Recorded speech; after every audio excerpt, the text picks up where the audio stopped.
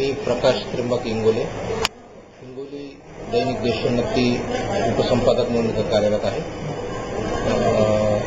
मला असं विचारण्यात आलेलं आहे की हिंगोली शहरातील प्रमुख समस्या काय आहेत आणि त्याच्यासाठी काय उपाययोजना करायला पाहिजे। तर माझ्या मते प्रामुख्याने असं वाटतंय की हिंगोली शहरातील असुविधेला असुविधेचं आणि मागासलेपणाचं मुख्य कारण म्हणजे हिंगोली या ठिकाणी अद्यापही जिल्हा निर्मिती होऊन 11 वर्षाचा कालावधी उलटून गेलेला आहे।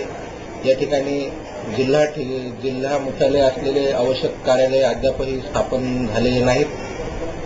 त्या कार्यालयासह अजूनही काही कार्यालयाचं कामकाज हे परभणी जिल्ह्यातून चालतं। आणि दुसरी महत्त्वाची गोष्ट म्हणजे जिल्हा आहे पण जिल्हा मुख्यालय म्हणजे तेवढं मोठं शहर नाही।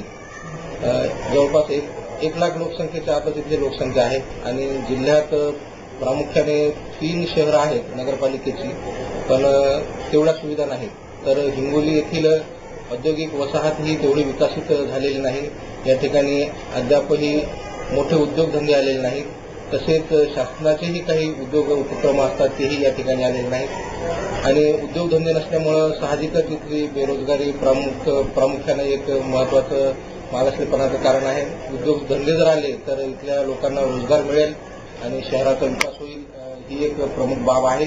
त्यामुळे इथल्या औद्योगिक वसाहतीमध्ये जे उद्योग आहेत, आवश्यक उद्योग, मोठे उद्योगधंदे यायला पाहिजे असं मला वाटतंय। आणि दुसरी गोष्ट म्हणजे शैक्षणिक सुविधा इथं अपुऱ्या आहेत।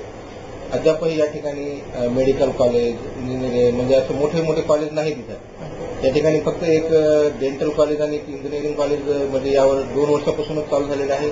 त्यामुळे इथल्या लोकांना शिक्षणासाठी बाहेर जिल्ह्याला जावं लागतं, तिथं शिक्षण घेऊन यावं लागतं। त्याच्यामुळे शिक्षणाचंही मोठ्या प्रमाणात या ठिकाणी म्हणजे कॉलेज नाही। इथे दुसरे कॉलेज, मोठे कॉलेज यायला पाहिजे। आणि त्याच्याहून एक महत्त्वाची गोष्ट म्हणजे इथली दळणवळण व्यवस्था म्हणजे एकमेव आमचा लोहमार्ग आहे ब्रॉडगेज, नुकतंच इथं मीटरगेजचं ब्रॉडगेजमध्ये रूपांतर झालेलं आहे, पण या गाड्यावर रेल्वे रुळावर अद्यापही लांब पल्ल्याच्या गाड्या सुरू झालेल्या नाहीत। तसंच मोठ्या शहरांना जोडणाऱ्या रेल्वे जर इथून सुरू झाल्या तर व्यवसायासाठी आणि व्यापारासाठी हे चांगलं ठरेल असं माझं मत आहे।